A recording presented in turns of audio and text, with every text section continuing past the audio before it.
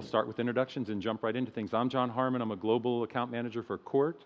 I work with both the destination services and the furniture rental side of the business. But more important and related to the topic of this session, we both come to this idea of narrative and storytelling from our previous careers. I have a degree in literature and creative writing. I studied did my senior honors thesis with a PEN Faulkner Award-winning novelist and thought I'd be a writer until I got about 3 rejection letters.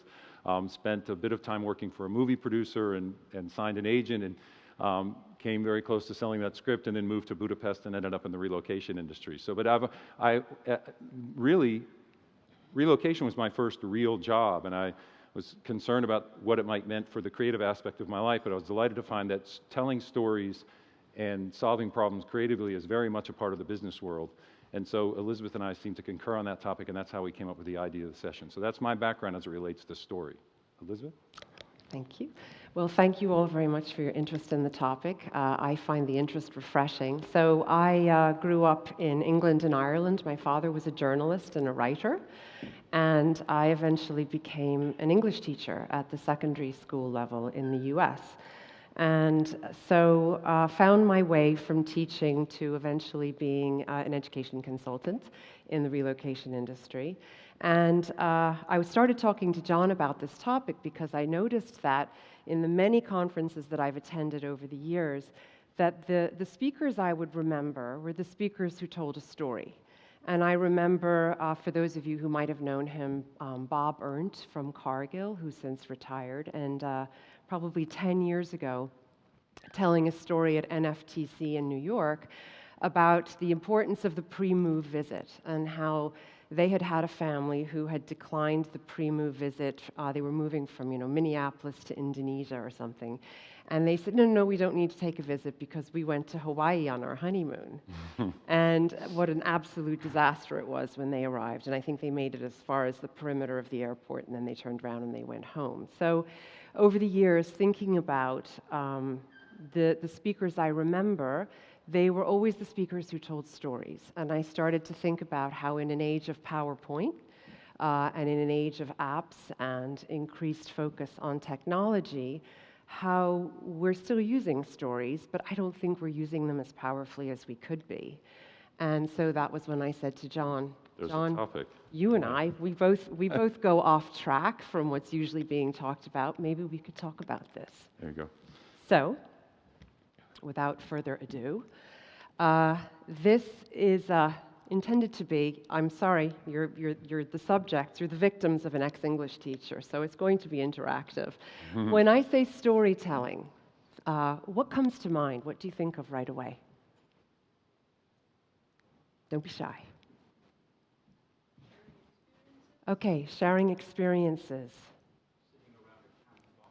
Sitting around a campfire, okay. And what's the function of the story when you're sitting around a campfire? What is it that it does? Sorry? Yes, you pay attention. You pay attention to each other. As Jon said earlier today, you plant you plant experiences in each other's brains. Okay, unfortunately, I said to a colleague yesterday, storytelling, what do you think of? And he said, lies. I think he was thinking of the U.S. political scene, but anyway. So if you think about stories, and when have we not been telling stories? When have we not been drawing them? Pre-language and pre-writing, we draw them, we dance them, we draw them later in new ways. We write them, we sing them. How many of you tell your children stories about the grandparents they won't know? Yeah. Right? You tell stories because you keep people alive. Or what's the function of a fable? Right, it's the moral, right? So we teach with stories. We keep people alive, we keep their memories alive through storytelling. We convince people of an idea. We advertise through stories. What are some of our modern day storytelling techniques? Facebook, yes, Facebook. What is Facebook? It's your personal story, right? I think it's your personal brand. It's the story that you're telling the outside world. It's how you want to look to the outside world. But it's your story in images, and it's your story in one-liners, what you're reading, what you're eating, what your political affiliation is. It's your story. Think about how that story, as you tell it now on Facebook, is different from your memoir. Okay, it's fast, it's ongoing. You're no longer polishing every sentence or choosing every word very carefully because it keeps going, it keeps streaming. Think about Snapchat, okay, that our kids using. Like, we're old if we use Facebook, right? But Snapchat, where the story is told just in images that are intended to disappear, the story vanishes. We also tell stories all the time when in our businesses and in building our businesses. Think about advertising. I mean, I'm kind of contradicting myself because I'll say, what kind of an ad was this? But I remember growing up in Ireland, drink bath, right? And so here I am 43 years later, and I can still remember drink bath, whereas now advertising is about narrative.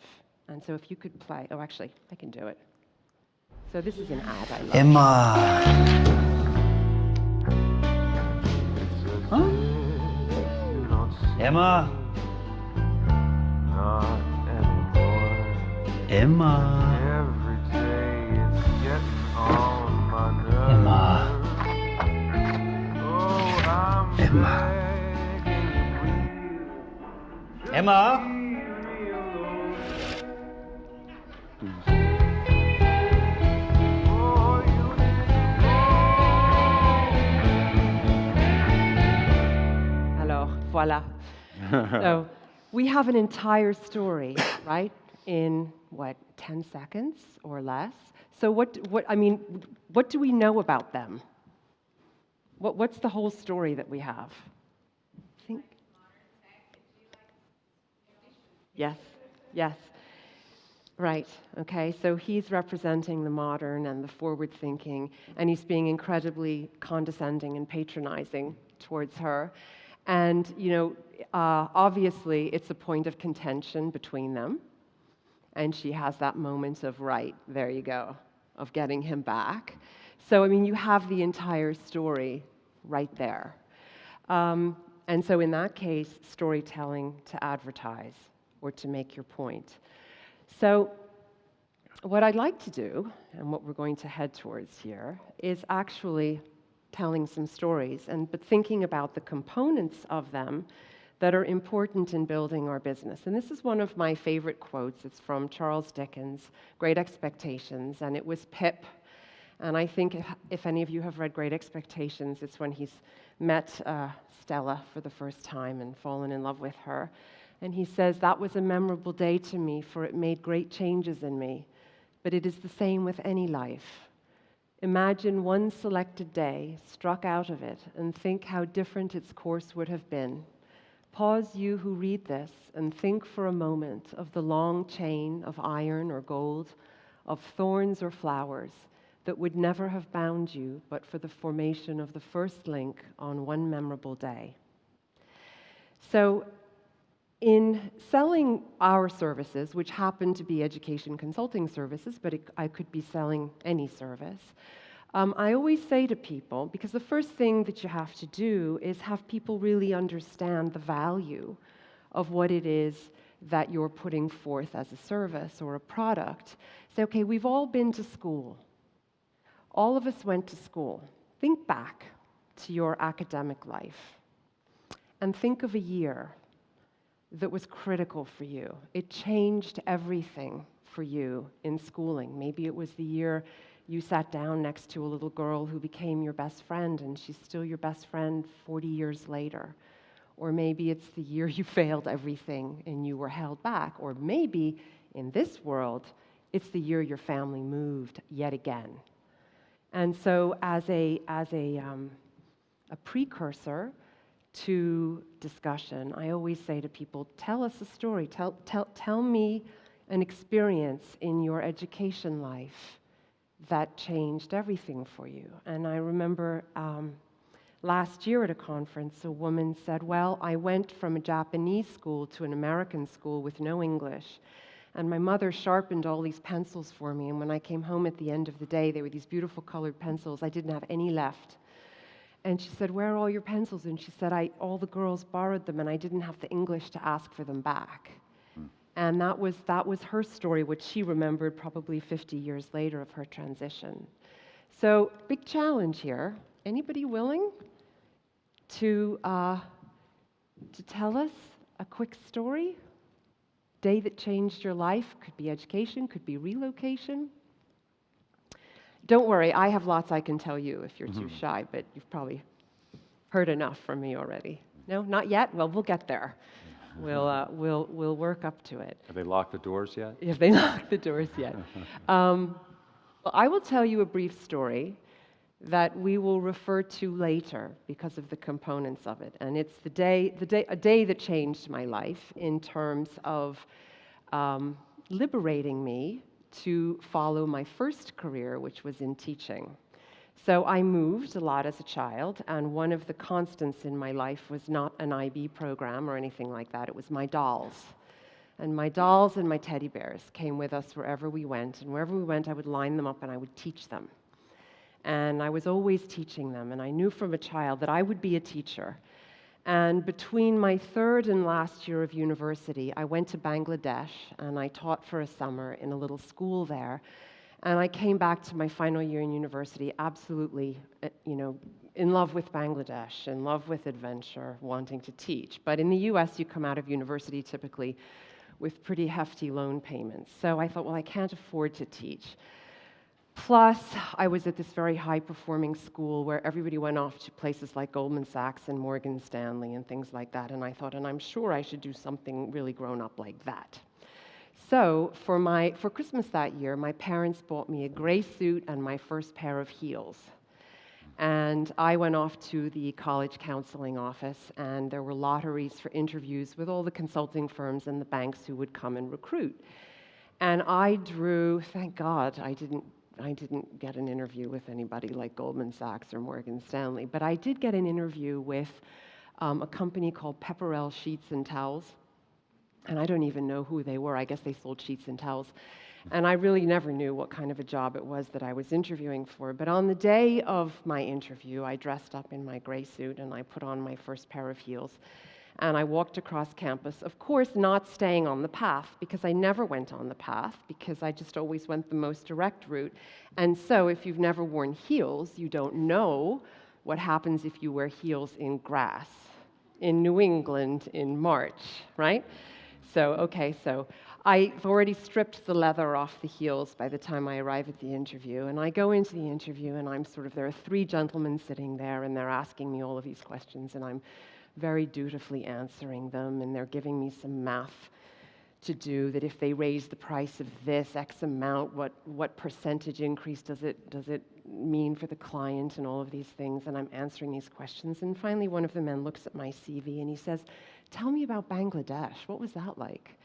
At which point, I, of course, lit up and I started talking with my hands, and I was telling him how wonderful it was, and thinking to myself, I should probably rein in my enthusiasm here about teaching, because I think this is an interview for selling something.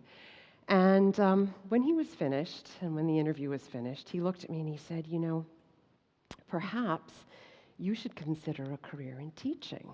And I said, I think you're right. I really, really think that. So anyway, off I went, and my career counselor came up to me, was waiting for me, and she said, Elizabeth, how did the interview go? And I said, it was fantastic. They asked me all about teaching. She said, oh, stop, right there. And she reached under my arm, where on my new gray suit that my parents had bought me, I had not only the price tag, I had the buttons, I had the spare wool, I had the care instructions, and it was all waving there very happily under my arm. And I looked down and I looked at myself and I thought, all right, Elizabeth, you're not meant to be wearing this suit. You're meant to be doing something else. And I walked out of there and thought, okay, that's it. I relinquished my quest for whatever kind of job that was going to be. I'm going to be a teacher, which I was for 15 years. So that's my story. I was going to give it to you as my introduction, but we'll refer back to it later. So with that, I'm going to hand this over to Jon. Thank you. Great story. I've heard it before, and I enjoyed it as we prepared, and I enjoyed it just as much. And I think, first of all, this is a topic that merits a lot more than the time that's allowed in this session. We could spend hours, and I can tell by the comments that came from the audience that this is something that you all have thought about. It's not something new. I think you all have a lot to contribute, and hopefully we'll have the opportunity for that. But anybody that's been in a session or two that I've done in the past knows that I have this fascination with neuroscience and how it can be applied to our professional world. And so I'm going to talk about taking a story like Elizabeth's and understanding what's happening in the brain and what neuroscience has taught us about why stories are such an effective means of communication. So I'm going to insert this sort of into the topic. I'm going to focus on 3 specific findings, the first of which is actually not a discovery of this. This is Lisa Feldman Barrett. She's a psychologist and a neuroscientist. She's at Northeastern University, and her most recent book, or her only book, is How Emotions Are Made, which is an absolutely fantastic book about how the brain constructs emotional experiences. It's pretty complex, but there's an idea she refers to in there that's foundational to her theory, which is about how, while we all tend to think of the brain as a machine that's stimulus, response, input comes in and the brain responds, the brain is actually predictive. Right? The brain is looking out at the world based on previous experience, evaluating what's happening and trying to predict what's going to come next so that it can conserve energy and keep us alive, right? And so, in fact, just very briefly, rather than I did a talk on this 2 weeks ago and spent 50 minutes on the predictive brain alone and prediction error, but right now, just to demonstrate how this works, your brain is drawing on past experience with language to predict every single word that will come out of my. That's how it works. The language couldn't work stimulus response. You couldn't hear every single individual word and interpret its meaning.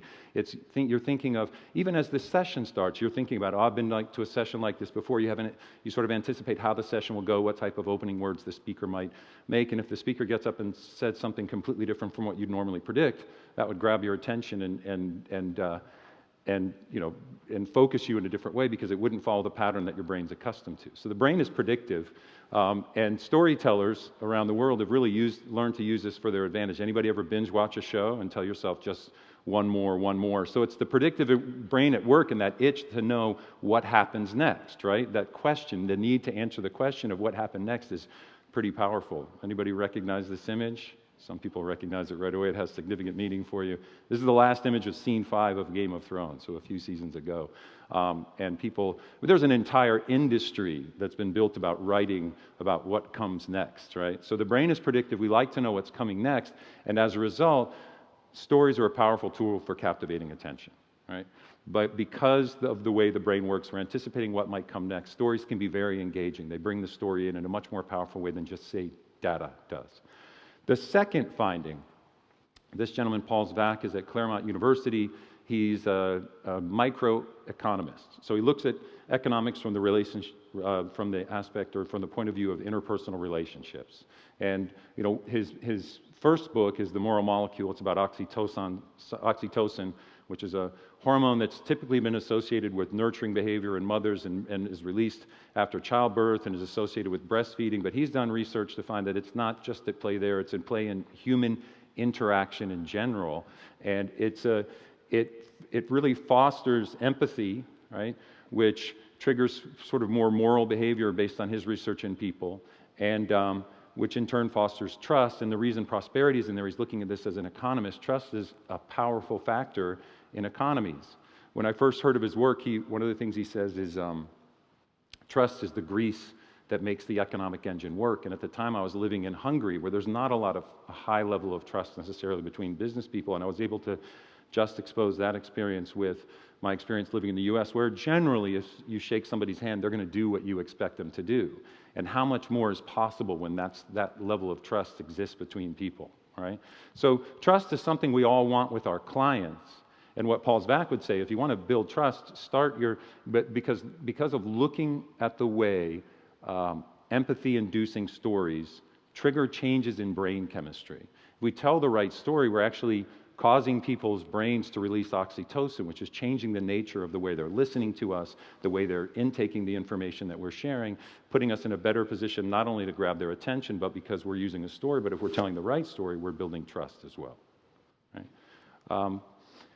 And then, so well-told stories spark empathy and build trust and drive connection between, which is something obviously we want with our clients. So that's the second of the findings.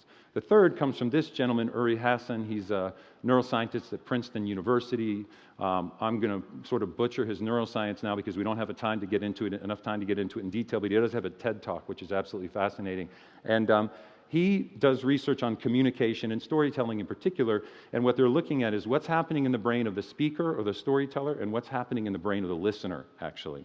And what they found is that what's amazing is, from his perspective, and Elizabeth sort of alluded to this earlier, storytelling is a technology that allows us to implant ideas, thoughts, memories, or experiences in the brains of other people, especially when it's used effectively. And that they actually do this fascinating research where somebody will watch an episode of the TV show, they're monitoring their brain activity, and then they'll ask that same person to tell the story of the TV show to another person, so they're monitoring their brain activity while they're telling the story that they recently watched, but they're also monitoring the brain activity of the listener who's listening to the story being told. And as they move through the story, brain activity is very similar. The same regions are activated, same sort of patterns of brain waves. And so what that means is the person who listened to the story then 2 years later could go talk to somebody else in a different setting, in a different environment, share that same story, and elicit essentially the same response in that person so far removed from the original story. Which, when you think about what Elizabeth spoke about sharing stories of your grandparents, it literally is keeping our grandparents' experiences alive in the minds of our children and their children and their children. And we all experience this on a regular basis, whether it's stories that are told to us or movies that we watch. We know that it really is a powerful means of communication. What's fascinating about the research Uri Hassan has done, and it ties back to what I talked about before about the predictive brain, is that when listeners, brain activity and brain waves actually start to synchronize between the storyteller or the speaker and the listener. Right? So if I'm doing an effective job of communicating what I'm trying to say, and we were both hooked up to an fMRI, we'd see very similar patterns of brain activity, the same peaks of heightened activity, the same regions activated. But if you look at the third chart, what it shows is that when the communication is terribly or truly effective, the listener is sometimes a step ahead of the speaker, because the story or the idea is being put forth so well that the listener can start to anticipate. We've all had that feeling of like, I get what you're saying. Sort of the light bulb goes off in your mind before the speaker actually conveys the message. And so again, this is especially powerful when it comes to the area of stories. So a well-told story has the power to sync our brain of that with that of our listener, literally. And so I think you see the idea. I mean, to sort of sum up, we have these three findings. The brain is predictive, so stories capture attention. Stories foster trust and connection through the release of oxytocin and empathy-building stories in particular. And stories can literally sync our brains with the listeners. And then you go back to a story like the one Elizabeth, or the story she just told, or the one about the people who refused their preview orientation trip. If you're trying to convey the message that preview orientation trips are important, which would be more effective, that story or a statistic? 30% of assignments fail when they don't take a preview orientation trip. You see the power. The story, you don't even need to deliver the moral because the moral is built into the story and the value of the tour comes off as well. So that's sort of my brain-based, what I find interesting about this, and then I'll pass over to Elizabeth, is that we know this intuitively. And if you've heard me talk about the brain before, that's what I find fascinating, is neuroscience gives us sort of like validates what our personal experience tells us about the power of the story. Here we understand what's happening in the brain and why it's so effective. So, Elizabeth. Okay. All right, and we're going to have you telling some stories in a moment. So going back to what Jon was just saying about the creation of empathy, if we look at the actual components of a story, we talk about building trust and empathy. The actual pieces of a story that create that feeling. So if let's say you're having dinner with a client or with a prospect and you're going to tell a story, what are some of the components of a story that will create that feeling of connection? Sorry? Vulnerability. Great. Thank you for that. Okay, so I told the story of myself as this kid because who she was back then. Okay, that she was this kid, and I revealed the vulnerability. Okay, and specifically, if you can take it even a step further and kind of poke fun at yourself. So kind of the research shows, and there are who knew? I thought I had come up with this idea. There are entire organizations that are all about going and coaching business people on telling stories in order to build business, and I thought I had come up with it. But in any event, reading some of their work, I discovered that yes, vulnerability and specifically poking fun at yourself, that you do not want to tell the story which is all about, look how great I am. You want to tell the story that shows where you made a mistake, or you were challenged and maybe you didn't prevail. What else? Sorry? Similarity. Okay, good. And that goes also to ideally, your story relates to a larger theme. And it's the theme that's a common theme that makes your story effective. So my story, and you might be sitting there thinking, your story wasn't a very good story, so who knows. But the theme of a young person trying to find her way in her career life, and kind of the false starts or the effort here or there that was or wasn't well spent. So it's a common theme. It's one that we all share. Anything else? Sorry, yes, feeling of relating, right? And that's in the commonality. Honesty, yes. And thank you for bringing that up, because in talking about creating stories, it sounds like we're sort of saying, go make up good stories. And that's not what it's about. It's about really thinking about who you are, who your company is, what your service is, why you believe in it, why you're doing what you do, and ideally demonstrating it. I know as an English teacher, I would always write on student work, show it, don't tell it. Okay, don't say the room was really scary. Describe that room. Okay, where were the shadows? What was the lighting like? Was there something making a noise in the corner? So think about your own experiences and what you can draw on. And what are the components, sort of from an English teacher standpoint? What are those components of a good story? When I say show, don't tell, so that's about detail. Painting a picture. Okay, paint the picture. Stories, whatever forms they come in. Think of your favorite movie, think of your favorite book, think of your favorite ad, your comic, a story you've heard. There are always characters, right? Who are your characters? Who's your protagonist, your main character? Who are the supporting characters? There's always a theme. There's a good story usually has conflict, or at least friction or challenge.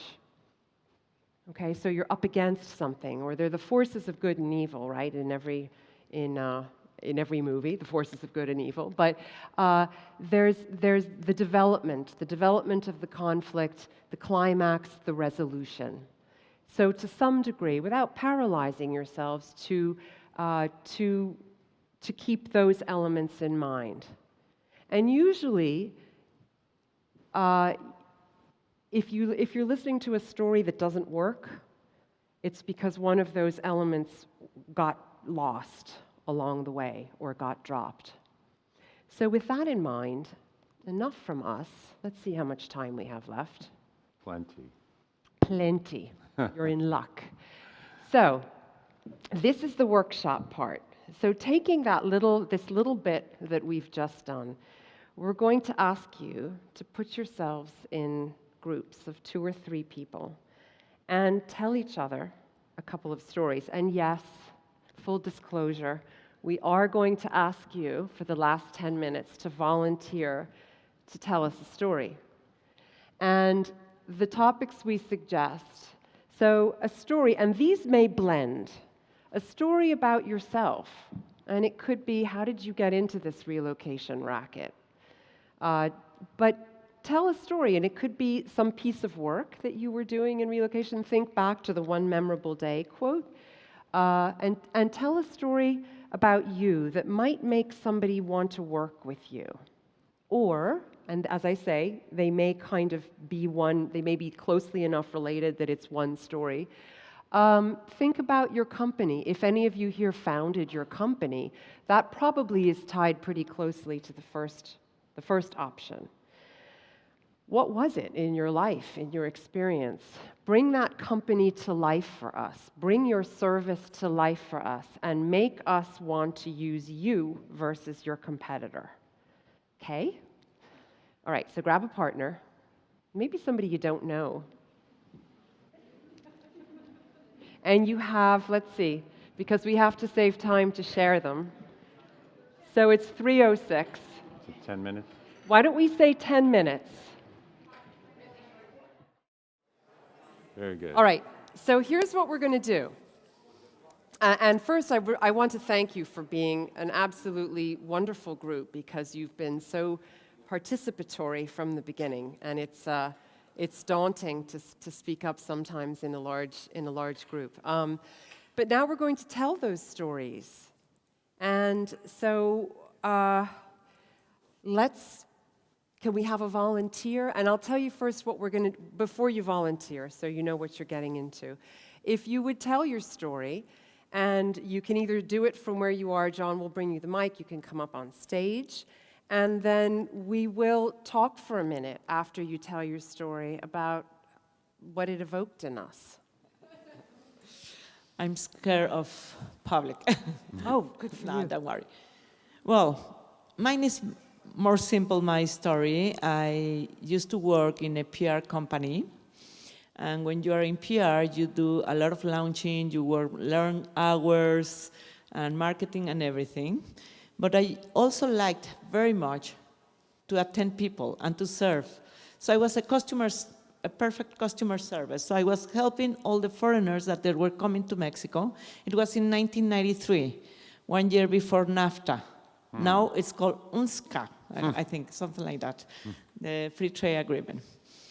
So I started with a friend, and she said, oh, why don't we help foreigners to find a house, buy a car, go to a supermarket? And I say, who will pay for that? I never thought anyone will pay for that. So she convinced me. We started our business, and we went to and then I thought we invented the wheel. And then I went to ERC and find out it was invented many years ago. Very good. Thank you. I'll get it. Okay, so what are some of the elements of that story that grab you, or how does it make you feel?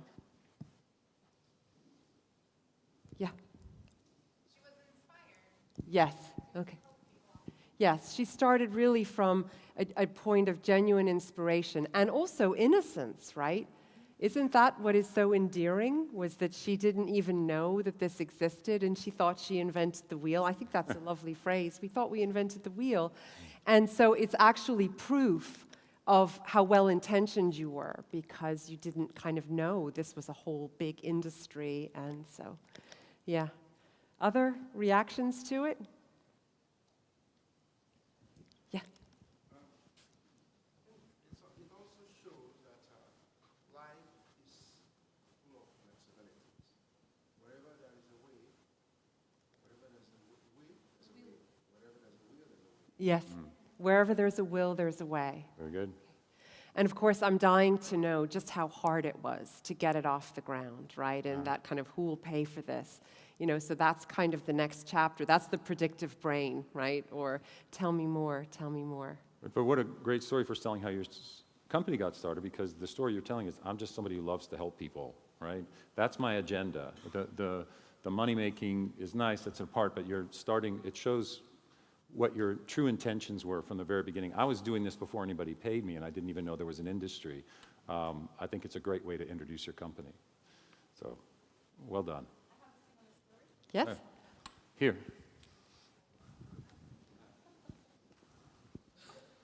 Thank you. Hello, everyone. My name is Donna. I'm from Prague, Czech Republic, originally from Israel. I was in tourism, actually, when I arrived to the Czech Republic running my own company. But because of very bad financial years during the 2008, I sold my company and decided to choose for something else. I was looking what is my passion, and I like very much to work with people, and I wanted to stay in services. So I thought I actually invented relocation. I had no idea. I relocated when I was 20. Obviously, I didn't have plans to pay for anyone to do the service for me. And I was sure I was inventing it, and when I started to research it, I found that there are actually a lot of companies like that, and many of them are international, and they exist for so many years. So the first thing I did, I was sending fake email for 10 competitors, and I wanted to see what will be their reaction, first of all, to see what is actually, what should I expect to get. And I got actually 3 emails and from the 10, and it took about 5 to 7 days until they actually respond to me. So I decided that actually my strength or my asset will be the communication. That will what differentiate me from my competitors. And this is actually what I'm focused really today about the communication. But because I came to a market that I know nothing about, I was very weak in the first year, and I had really to work very hard to get clients. So I decided to try to gather in a cafe some friends, foreigners, and ask them to bring their friends, and maybe invite them for a coffee, and they will be interested to come. And then I thought, well, actually, no, free coffee and a cake, why will they come? So I said, okay, maybe I should ask some friends who sell jewelries and wines and, make a small market out of it. That's why maybe we'll bring some women, with a free time to spend some money and then listen 5 minutes for my story, and then bring some medical center or some educational or something that they will actually make this event a bit bigger. And I was thinking, 50 people will be a lot, so maybe 25. And 5 months from the day the idea came until we end up in October 2009, it became actually an exhibition in the exhibition ground in Prague. And we had 92 exhibitors and 2,800 visitors on that day. It was one day. And we did it actually every year for 3 years. And the last year, we had 130 exhibitors, and we have 4,800 visitors. And that's actually what put me in the map. In the Czech Republic, I was more recognized actually by my competitors because they became my clients, all these, relocation companies. They wanted to exhibit. And we created relationship by that. And that relationship still keep going and still today. And they put us actually in the map in the Czech Republic. Wow. Very good. Thank you. Thank you. Okay, so comments on her story, reactions to that. What are the details from what she told us, or what images do you have in your mind from the story she just... Yes? Expectations of the small gathering to start. Yeah, the expectation of the small gathering, kind of who's going to come for coffee and cake. And can't you just see that exhibit hall, the way it ended up with all of those exhibitors? So kind of the image that she paints with that. Anything? Yes? Enthusiasm and persistence. Yeah, her enthusiasm and her persistence, yeah. So looking for this one particular thing that makes you stand out. Yes. The lady this morning who was speaking said, what you have that can't be replicated is what's so very valuable to you. And I thought that was, and she was talking about the importance of your brand, and I was thinking about it obviously in terms of this conversation, that your story, it's replicated in other people's versions, but your story is your story. And it's not exactly the same, and that there's such a power in that. So that image of you thinking, kind of stay at home, women with time and maybe some money on their hands to come to this gathering, you painted that really well. What time is it? Do we have time for another one? We have time for one more, maybe. Anybody else? Yes, here we are, back here. Oh, and maybe we'll have 2 more. Who All knows if right. we can fit them in. So we'll go from June to Ben then. Oh, sorry. Sure, no problem. My story, I'm from New Zealand, and my story begins where I'd reached a stage in my life 28 years ago, and I realised, having worked in a number of industries, I wanted to do something for myself.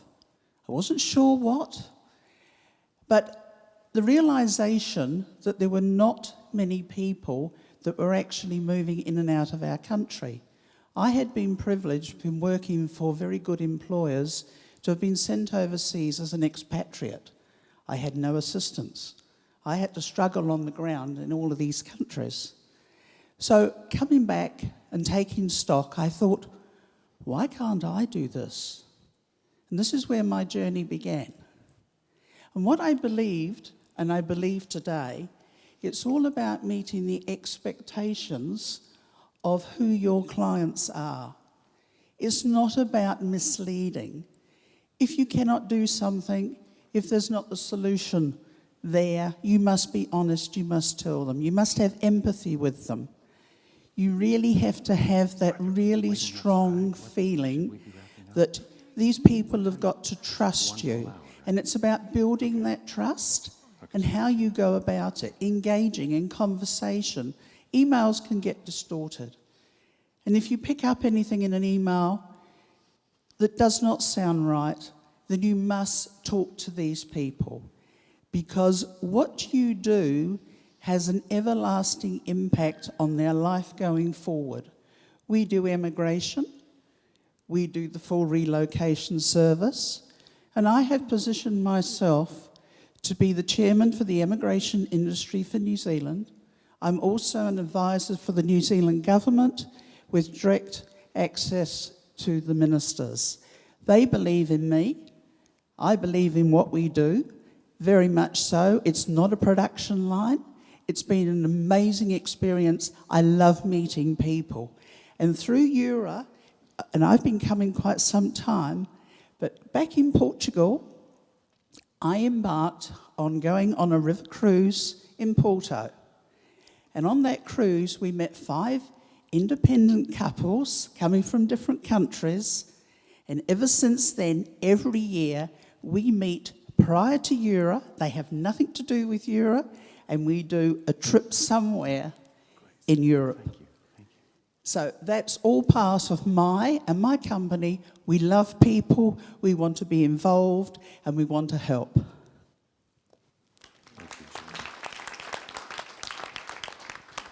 What are the key elements of her story? What's she trying to convey? Yeah.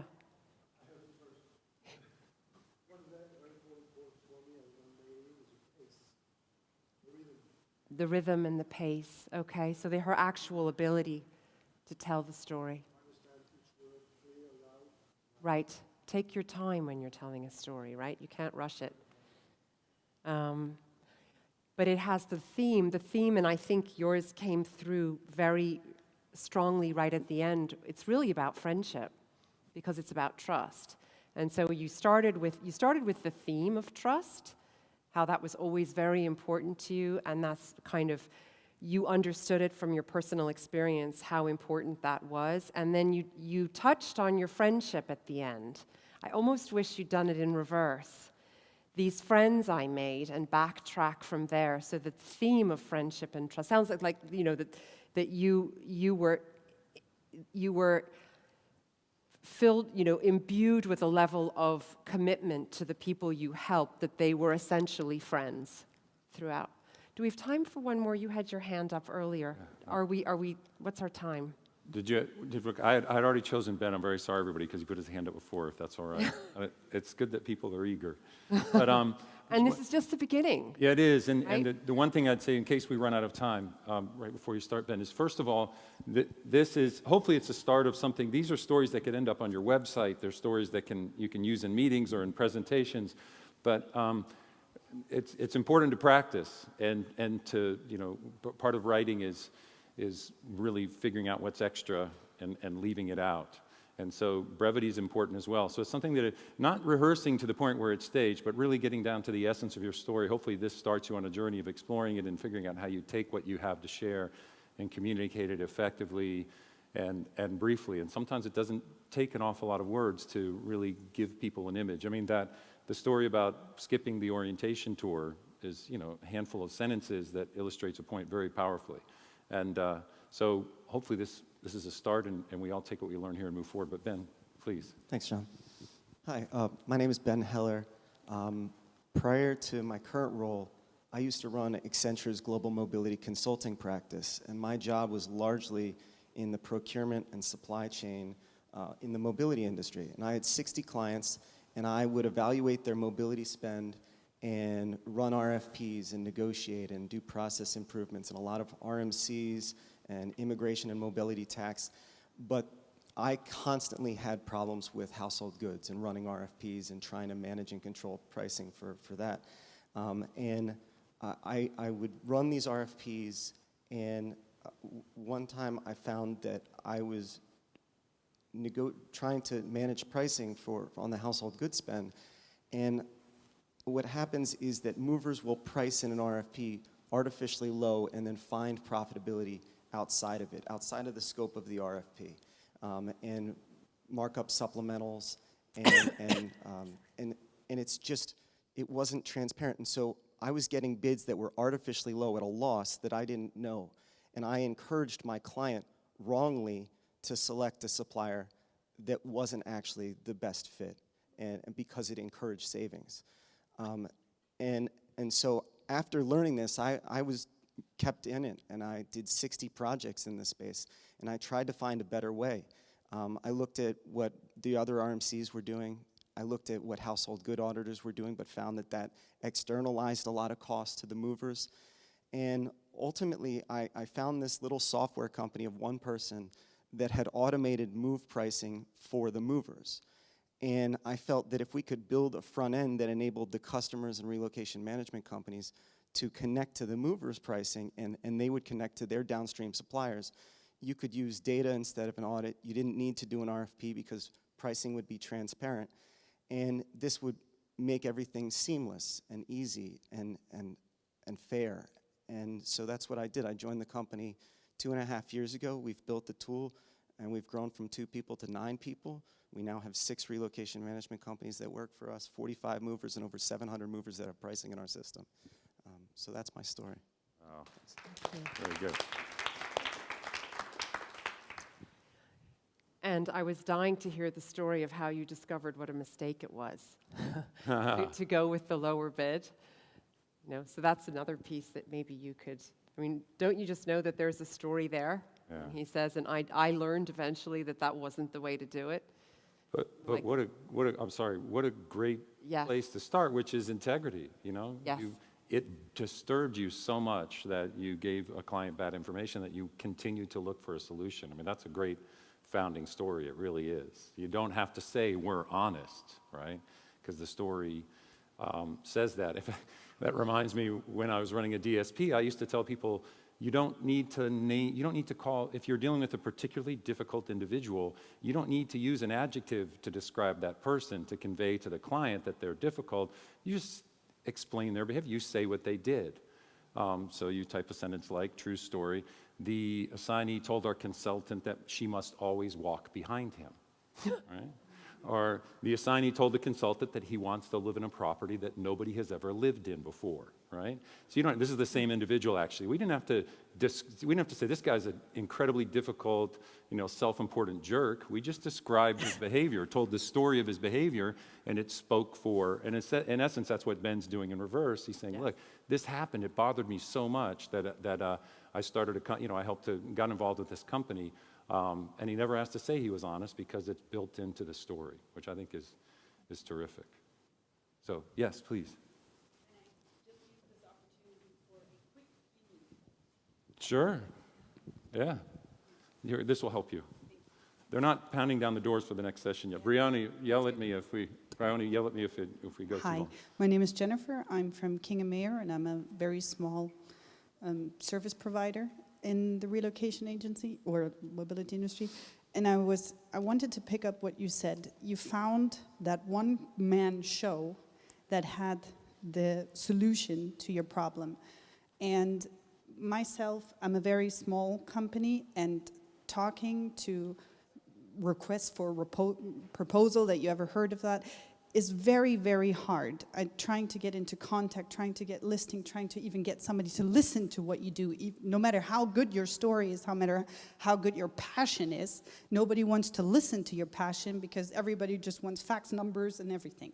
So my quick opinion poll would be, if there would be a place or an organization that would help you find one-man shows, very small, bespoke companies that have something to offer that you might be looking for, without them having to go through your rigorous program, which they don't know how to do, would that be something that you would be interested in looking at, so that all these small people who are trying to get into relocation, who have something innovative, who have something that could help you, would actually get access to you without, you know, standing here maybe with a badge and trying to talk to any individual without even knowing who possibly Santa Fe or everybody is? Would that be something of interest? Because I would be willing to set it up. Because I'm tired of being that small little company that nobody listens to. You want to be their advocate. Yeah. I think the only way to know is to try. Because I think your target audience would be RMCs, right? Right. Right. But if you think about, to learn about an RMC or what they are, you have to learn the terminology. We spend so much money traveling the world, going to conferences, finding out the hard way how it works, getting rejected because people don't want our business cards because we're not global and all that kind of stuff that you think. But if only one person would give us a chance, like in that sense, if one person would see it, maybe something could grow out of it. And that would be something where I think for all these small one-man shows or the people with passion who do something special, there is no voice in the industry.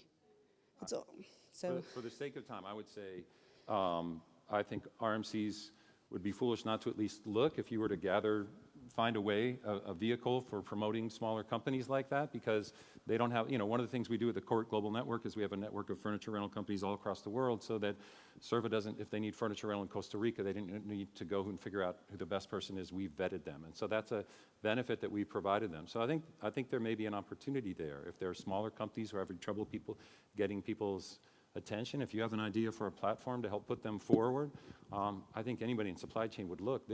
They want and need solutions, and so if there's something they're missing, if there's a way that you could provide that information for them, I think it would be useful. That's the one. And does that make sense? Or are people generally nodding? Yeah, I think, that's I don't know if we're going to get a hands up, hands down, but I think that answers your question. They need to know, they want to know, and they don't always have the resources to find out. And if they're missing somebody who could help them and you could help them find those people, I think that would be beneficial to them. So, and you certainly sound enthusiastic about it.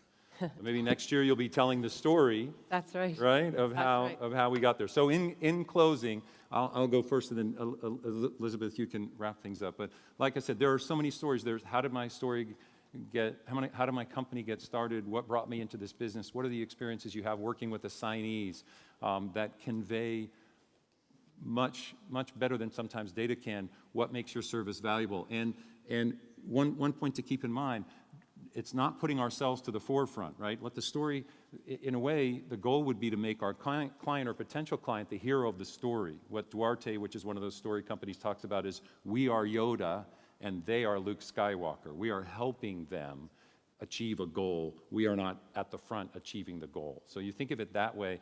We provide a service that can help them then take better care of their assignees, increase retention, or whatever it is. And that's what our stories should say, is how we play a small role in helping them be the hero and achieve their organization's bigger goals. So I would encourage you to look for those stories in your business and practice them. And if we're lucky, we'll be a follow-up session next year, and we can just tell stories the whole time. But Elizabeth, is there anything else you'd like to add? Just thank you again. Yeah. This was the first time that we've tried this topic and felt like a bit of a reach in a time when everybody's talking about apps and technology, like I'm taking us back a couple of centuries. But I believe in it, and I think, think about the worst assignee you ever had to deal with. Think about the most wonderful assignee you ever had to deal with. Think of those examples that really tell the world who you are. And good luck, and thank you. Thank you.